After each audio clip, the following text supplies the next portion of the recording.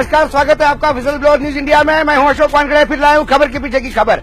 खबर यह है, अंतर्राष्ट्रीय स्तर पर क्रूड ऑयल के प्राइसेस भले ही मेंटेन किए हुए हो, लेकिन हमारे देश में तेल की कीमतें लगातार सरकार बढ़ा रही है। इस बार जब ओपेक ने तेल उत्पादन में कटौती की बात कही तो लग रहा था कि शायद इस बार तेल की कीमतें $60 पर बैरल पहुंच जाएगी, लेकिन अमेरिका ने अपना उत्पादन बढ़ाने से मार्केट में सेंटीमेंट बदल गए और तेल लगभग उसी लेवल पे है जहां था। खबर के पीछे की खबर है, अंतर्राष्ट्रीय स्तर पर क्रूड ऑयल की प्राइसेस कहीं भी ऊपर नीचे जाती हो, हमारे देश में लगातार प्राइसेस बढ़ रही है।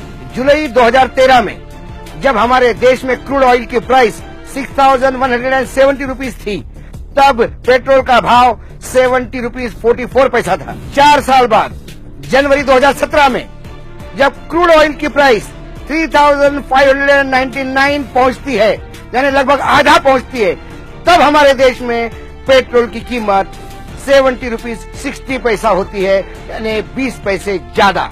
2013 से लेकर 2017 तक इन 4 सालों में क्रूड ऑयल की प्राइसेस 41.3% नीचे गिर गई, लेकिन हमारे देश में पेट्रोल की प्राइसेस लगातार बढ़ी हुई है।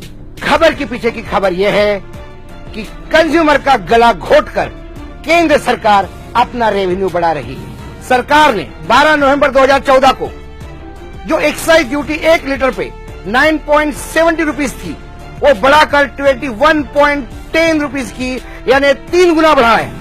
डीजल पर 3.67 पर लीटर की एक्साइज ड्यूटी थी, वो बढ़ा के 17.33 रुपीज पर लीटर कराई गई है, यानी यहाँ 5 गुना लगभग एक्साइज ड्यूटी बढ़ाई। ये पेट्रोलियम की एक्साइज ड्यूटी ही है जो देश के रेवेन्यू को लगातार बढ़ा रही है। ये बात अलग है कि हमारे वित्त मंत्री अरुण जेटली सीना चौड़ा करके ये बात कहते हैं कि देश प्रगति पे है और हमारे यहाँ जो रेवेन्यू है इनडायरेक्ट वो बहुत ज्यादा बढ़ रहा है।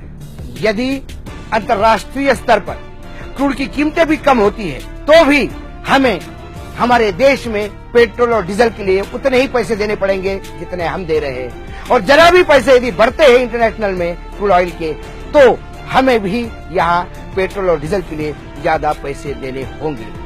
ये थी खबर के पीछे की खबर। देखते रहिए विसल ब्लोअर न्यूज इंडिया।